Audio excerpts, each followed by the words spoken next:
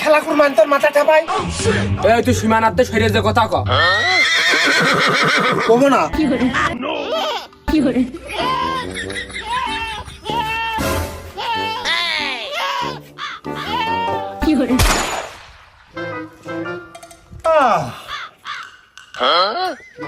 আশপাশে আবার কুকুর আছে নাকি? সবুজ ঘাসে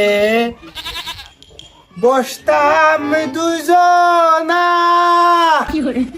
ওরে সখী রে ফুলেতে মা লতি। এই কুরবান ভাগ দুই রে মর।